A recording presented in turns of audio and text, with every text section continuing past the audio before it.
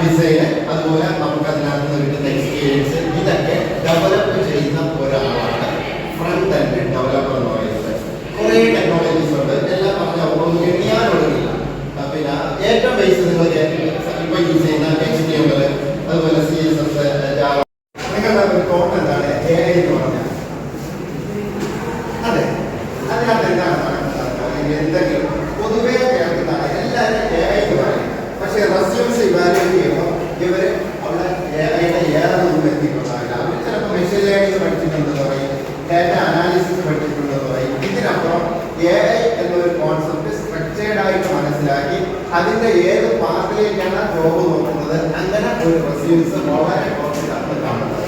അപ്പൊ അങ്ങനെ എന്തെങ്കിലും തോട്ട് നിങ്ങൾക്കുണ്ടോ? ഫൈനലി സാരൊക്കെയാണ്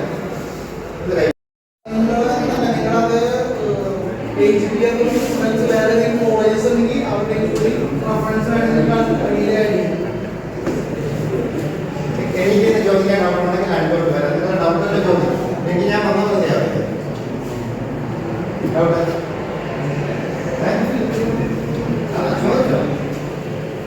ചോദിച്ചു.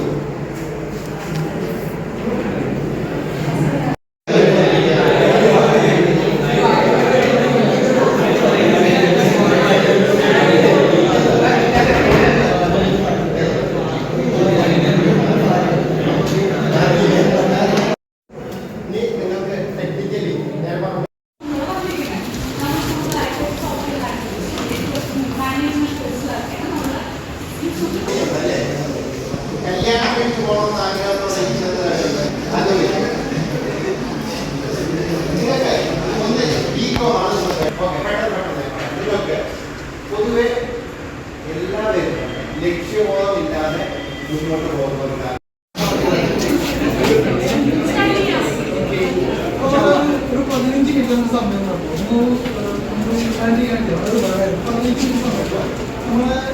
നമ്മുടെ നെറ്റ്വർക്ക് അക്കാദമി കൊച്ചിയിലെ കടവന്ത്രയിലാണ് വരുന്നത്. നമ്മൾ 24 years ആയിട്ടാണ്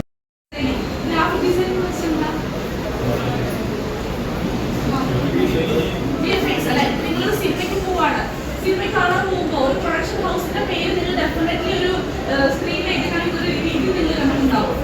പ്രൊഡക്ഷൻസ് അല്ലേ? അതിന്റെ അണ്ടറിൽ പോലും വർക്ക് ചെയ്യേണ്ടി വരില്ല.